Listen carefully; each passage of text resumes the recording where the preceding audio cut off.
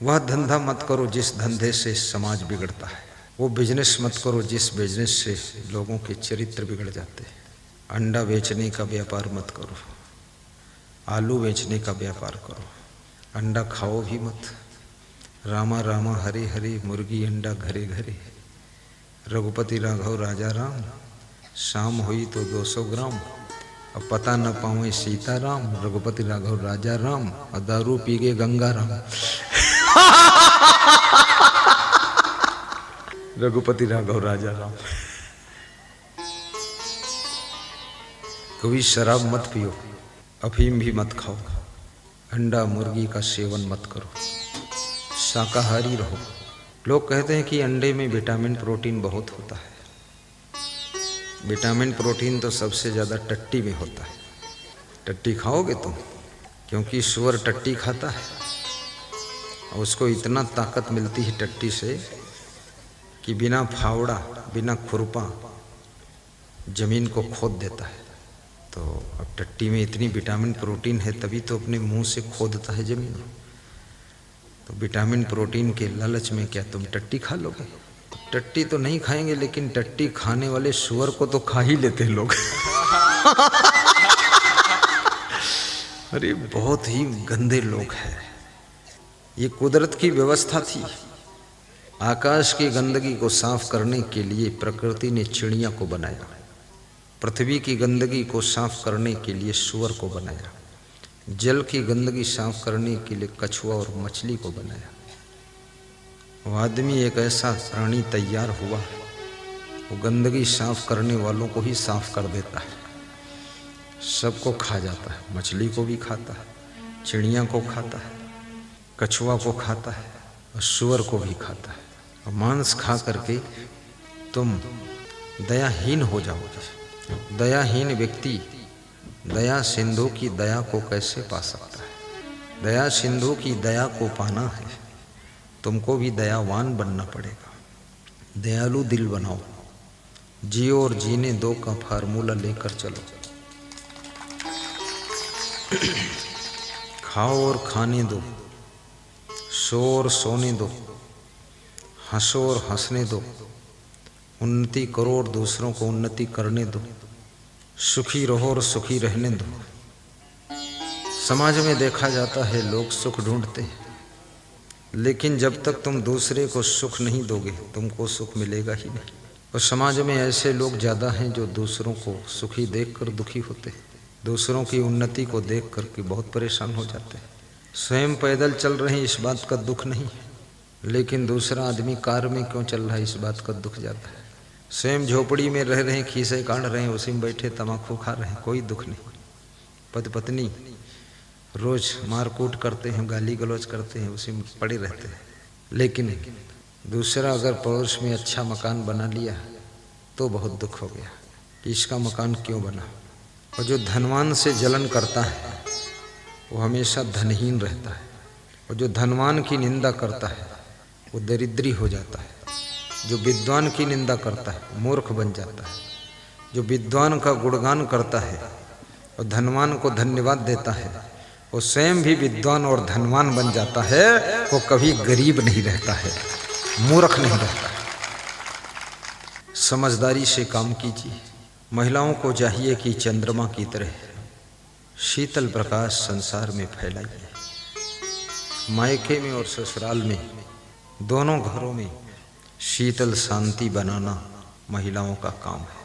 कितनी स्त्रियां तो मायके और ससुराल दोनों जगह एटम बम फोड़ती है। मायके आती हैं तो माँ बाप परेशान हैं, बेहोश हैं, और ससुराल पहुंचती हैं तो सास ससुर को धान कूटने वाले मूसल से कूट देती है। पति भी हैरान है। ये नारी का लक्षण नहीं है।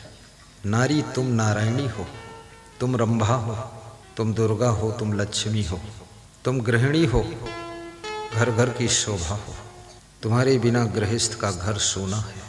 पर तुम अगर नारी का स्वभाव छोड़ दोगी, सुपर्णखा बनोगी, तो तुम्हारे कारण ही लंका दहन होगा। तुम्हारे कारण ही ससुराल और मायका दोनों नष्ट हो जाएंगे। इसलिए नारी को बहुत सावधान रहना चाहिए। नारी को गम भी ज़्यादा खाना चाहिए। क्योंकि नारी को प्रकृति ने वह शक्ति दिया है, पेट में बच्चे को 9 महीने रखने का जो सशक्त गुण नारी को दिया है, पुरुष को नहीं दिया है। पुरुष तो 9 महीने अपने पास में भी नहीं रख पाएगा, पलंग पर उसको उठा के पटक देगा, लेकिन नारी पेट में 9 महीने रखती है। और पूरी सृष्टि, लड़का हो या लड़की, बेटा हो या बेटी, पोता हो या पोती, सभी नारी के गर्भ में 9 महीने विश्राम करते हैं। 9 महीने गर्भ से बाद बाहर निकलते हैं और गर्भ से निकल करके फिर सृष्टि में अपना अपना कार्य करते हैं। इसलिए नारियों को कभी गाली नहीं देना चाहिए और नारियों को कभी भी जिद, हट, क्रोध नहीं करना चाहिए, दुखी नहीं होना चाहिए। हमेशा खुश रहिए। अगर सोने का हार गले का न मिले, पीतल का बनवा कर पहन लीजिए। सोने का पानी चढ़ाकर पीतल के ऊपर पहन लीजिए। कौन सोनार है, कौन जानता है कि असली सोना है कि नकली है। मैं तो सोनार हूँ नहीं, मैं तो जान ही नहीं पाऊँगा। तुम पहन कर घूमो, चोर भी अगर कभी ले गया वो भी पछताएगा कि धोखा खा गए। असली सोना बेच करके लोहे की कार लाइए, अब कार में बैठ करके मुस्कुराते हुए सत्संग में आइए और नकली सोना गले में पहनिए। चोर ले जाए चाहे जो कोई ले जाए, चिंता ही नहीं है, 2-4 हज़ार का गया है। होशियार बनिए, अपने घर में सरल स्वभाव से रहिए, पूरे घर की व्यवस्था को मैनेज करिए, संतोष भी रखिए। पुरुषों का धर्म है कि माताओं बहनों को कभी गाली न दे। जो पुरुष माताओं बहनों को गाली देता है, उस पुरुष की वाणी तेजहीन हो जाती है, उसकी वाणी प्रभावहीन हो जाती है। और जिस पुरुष के कार्यों से, स्वभाव से, चरित्र से माताएं बहनें दुखी होती है, उस पुरुष को अंतिम अवस्था में, वृद्धावस्था में बहुत दुख भोगना पड़ता है। पुरुषों को चाहिए कि माताओं बहनों को दुखी न करें।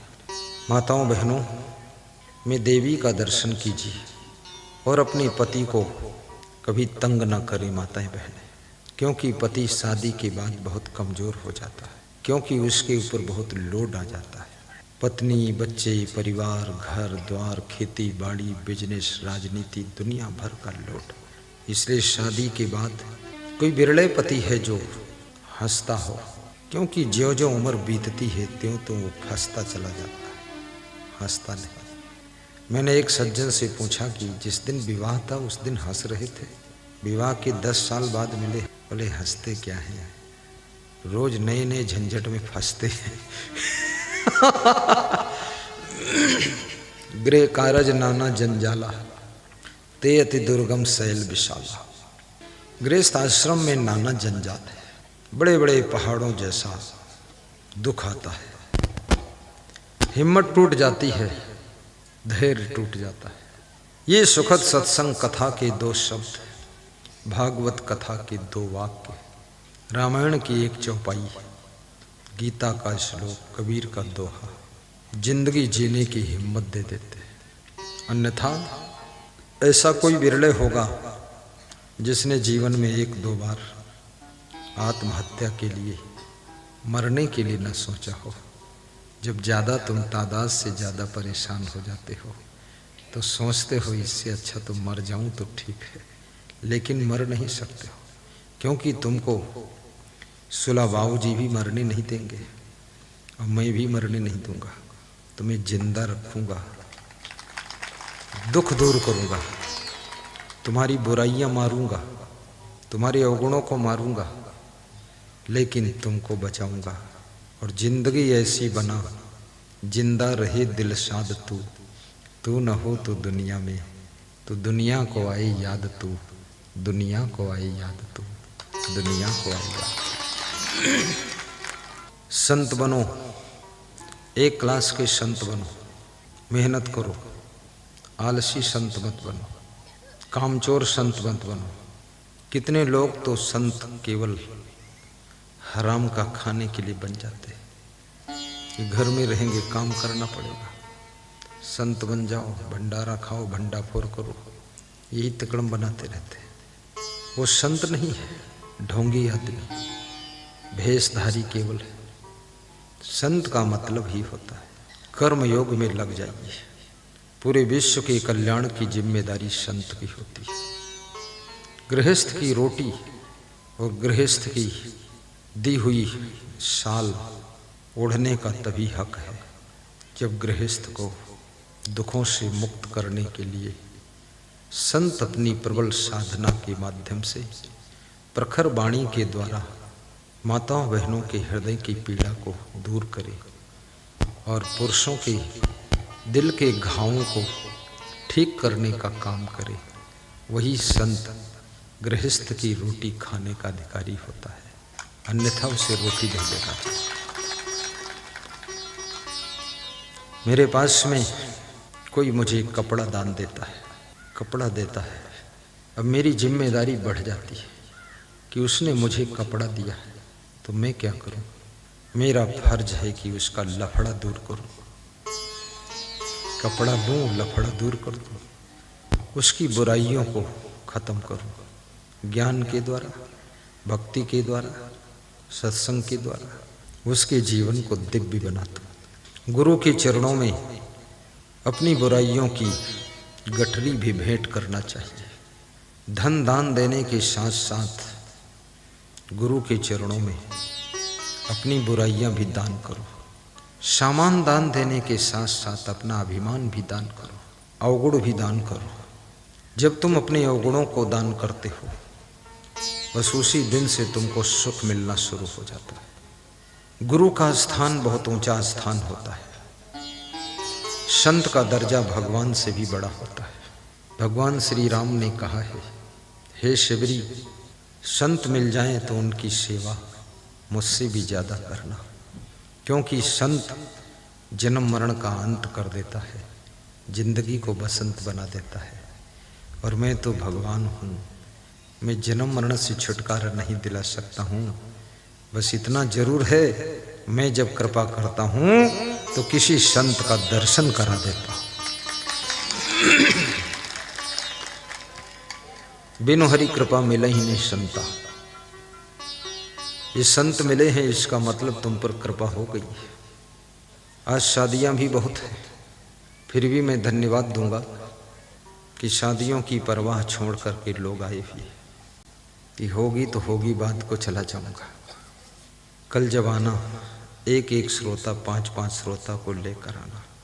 ये वो स्थान है जहाँ पर नेत्रों के दाता विराजमान हैं, सुला बाबू जी। और उन्हीं की प्रेरणा से बाल किशन धाकड़ के मन में, उम्मेदपुरा वालों के मन में ये इच्छा हुई कि सत्संग का स्थल सुला बाबू जी का धाम रखा जाए। आज से इसका नाम मैं धाम कर देता हूँ, सुला बाबू जी धाम। क्योंकि याद रखना, आपका कान कट जाए तो कोई फर्क नहीं, थोड़ी नाक कट जाए कोई फर्क नहीं, लेकिन आंख फूट जाए तो बहुत बड़ा फर्क है। तो आंख देने वाले दाता, नेत्रों के दाता सुला बाबू जी महाराज, आज मैं इस स्थान का नाम अपनी वाणी से सुला बाबू जी धाम के नाम से पुकारता हूँ। और आप भी यही कहना, सुला बाबू जी धाम। कोई पूछे कहाँ जा रहे हो, बोल देना सुला बाबू जी धाम जा रहा हूँ। कोई पूछे कहाँ से आ रहे हो, बोल देना सुला बाबू जी धाम से आ रहा हूँ। बोले धाम कब से हो गया? बोले धाम तब से हो गया जब से सुखद सत्संग धूम धाम से हुआ था, तब से धाम हो गया। बोलिए सद्गुरुदेव की जय, सुला बाबा धाम की जय। साहिब बंदगी बोलो। जो कलश सिर पे धर के लाई थी महिलाएं, वे खुश हैं कि भले दक्षिणा उछिणा मिलती न मिलती, लेकिन आगे बैठने को तो मिला है। ये बात है ना? न जाने कहाँ वहां पीछे कुंटा में पड़ जाती जाके। ठीक बात है। देखो, सुला बाबू जी के कार्यक्रम में, कलश यात्रा में जो महिलाएं शामिल हुई है, ये भी अच्छा रहा, इनको सबसे आगे स्थान दिया गया है। अच्छा करने वालों का सम्मान तो होना ही चाहिए, होना चाहिए। परस्पर प्रेम से रहना, अपनी जिम्मेदारियों में कभी भी लापरवाही न बरतना, गम भी खा लेना और कम भी खा लेना। हमारे प्रशासक संत आदित्य दास आज मुझसे बता रहे थे कि रात में जब हम आए तो 9 बजे रात को सब लोगों ने पोहा खाया। फिर हमारी इच्छा हुई कि रोटी और सब्जी और चावल भी बनाऊं। बोले 10 बजे रात में बनाया, 2-4 लोग मिलके, और जो संत खाने की इच्छा थी खाए और खा कर तब सोए। तो हमने कहा बस इसी का नाम शिष्य है कि समस्या का पता गुरु को ना चले, समाधान हो जाए, वो शिष्य है। और जहाँ पूरा समाधान है वहाँ समस्या पैदा कर दे, वो शिष्य नहीं, वो शत्रु है, पूरा बेवकूफ आदमी। समाधान में जो व्यवधान पैदा कर दे, पुत्र नहीं है, शत्रु है, शिष्य नहीं, कुशिष्य है। परस्पर एक दूसरे का ख्याल भी रखना, अपनी शक्तियों का दुरुपयोग न करना। कुछ शक्तियां आपको प्रकृति की ओर से निःशुल्क प्राप्त हुई है, जैसे देखने की शक्ति, सुनने की शक्ति, बोलने की शक्ति, सूंघने की शक्ति, हाथों से कर्म करने की शक्ति, पैरों से चलने की शक्ति, दिमाग से सोचने की शक्ति। इसके लिए आपने कोई टैक्स नहीं दिया, न पेमेंट किया, ये फ्री में मिला हुआ। ये शरीर, इतना सुंदर शरीर, सब जगह से मुड़ता है, लचता है, झुकता है, ऐसा प्यारा शरीर। आपका शरीर बहुत सुंदर है। ये जितने लोग यहाँ बैठे हैं सबका शरीर सुंदर है। कोई काले गोरे से सुंदर नहीं होता है, सुंदर होने से सुंदर होता है। आपके शरीर में यदि हाथ, पाँव, मुख, नाक, आँख, कान, दिमाग कंप्लीट है तो सुंदर ही है।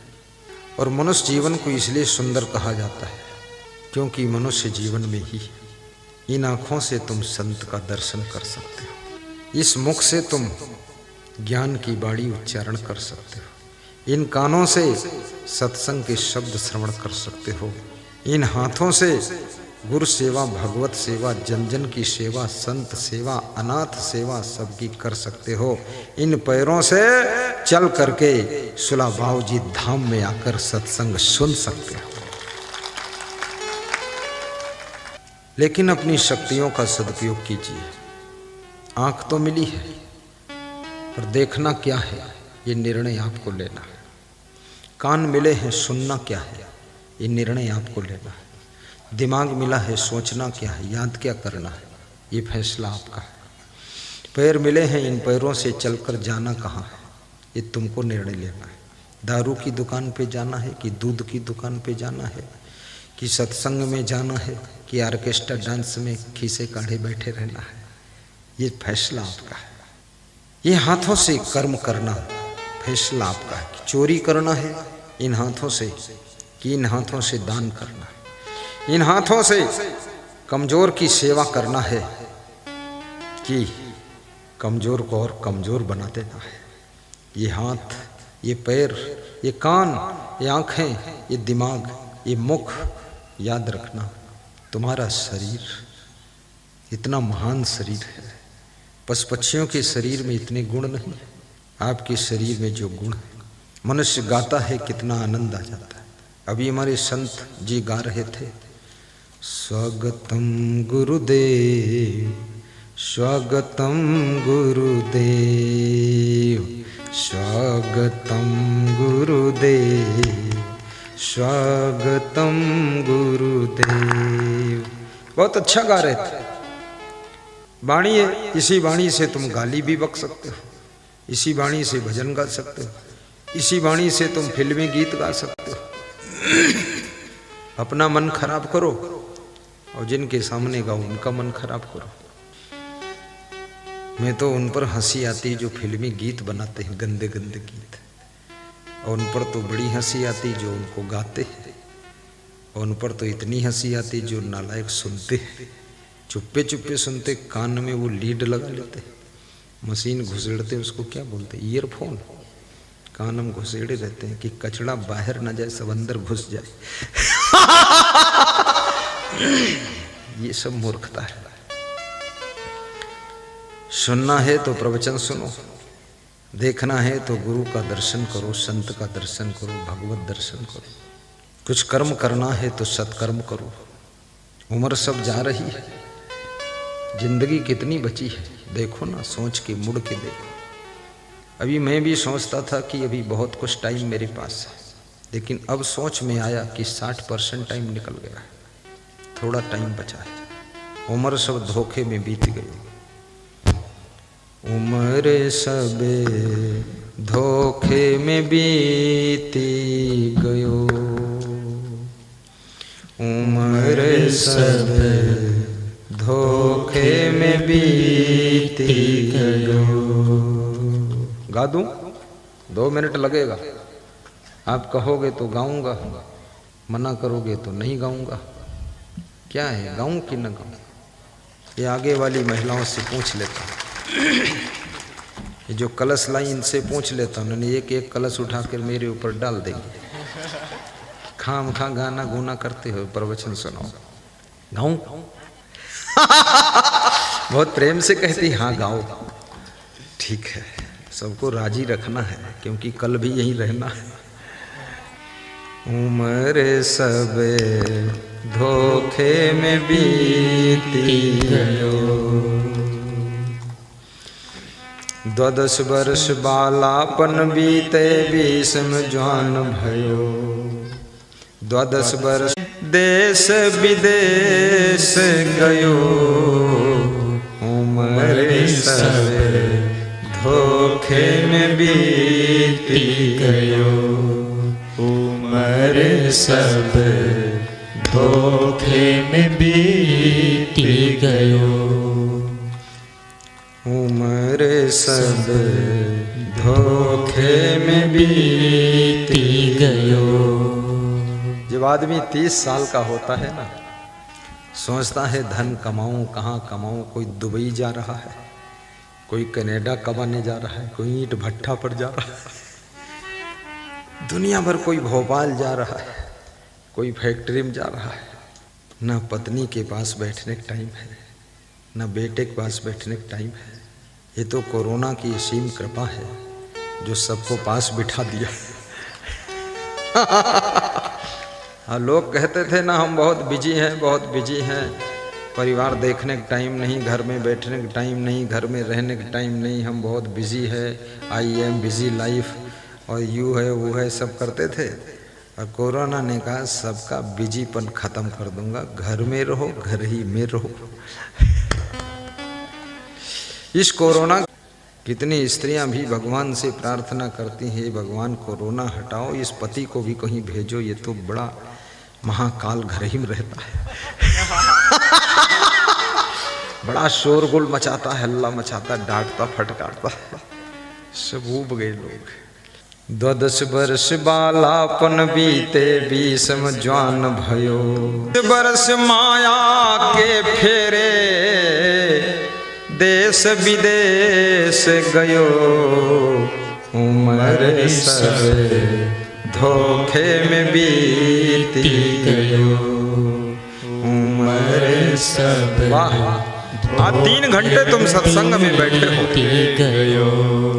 वास्तव में जो क्षण, जो टाइम, जो घंटा, जो मिनट, जो सेकंड सत्संग में बीत जाए वो जिंदगी है, और बाकी प्रपंच में जो बीते वो जिंदगी नहीं है, वही मृत्यु है।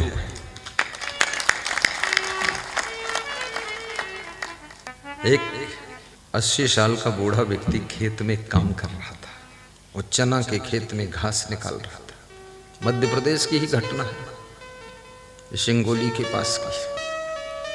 तो कोई महात्मा निकला, उसके खेत के पास रास्ता था। तो महात्मा ने पूछा कि बाबा, ये बूढ़े बाबा, तुम्हारी क्या उम्र है? उसने कहा 5 वर्ष का हूँ। तो महात्मा हंसने लगा, अरे बोले 80 साल के लग रहे हो, इतना सब डोकरा हो गए, 5 साल के बता रहे हो, छोकरा थोड़े हो। बोले असली उम्र 5 साल है, इस शरीर की उम्र तो 80 साल है, लेकिन 5 साल से सत्संग से जुड़ा हूँ, 5 साल से भक्ति में लगा हूँ, 5 साल से गुरुमंत्र लिया हूँ, 5 साल से आत्मा का ज्ञान हुआ है, वही तो जिंदगी है। बाकी ये 75 साल तो मृत्यु के निकल गए, प्रपंच में जीत गए।